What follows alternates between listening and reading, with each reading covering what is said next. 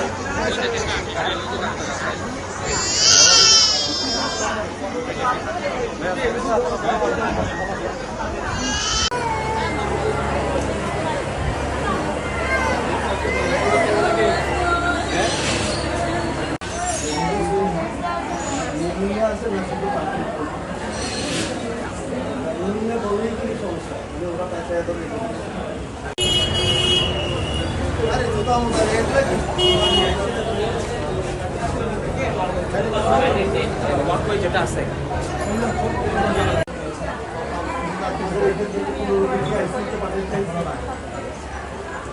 ওকে এক্সিটে তো যাইতেই তো মানা করছে আমি একটু তো এখানে এসে করে যাবে এখন গেছে নেবুলাইজ করেন তাড়াতাড়ি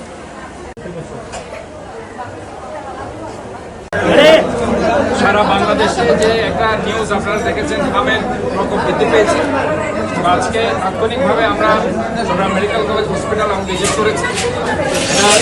একজন মেয়র হিসাবে নয় মনে করি একজন ডাক্তার হিসাবে দায়বদ্ধতা থেকে আজকে আমি এখানে আছি আমার সাথে চট্টগ্রাম মেডিকেল কলেজের ডাইরেক্টর বিশেষজ্ঞরা এখানে আছে এবং আমি সরজমিনে দেখেছি আসলে 18 জন এখানে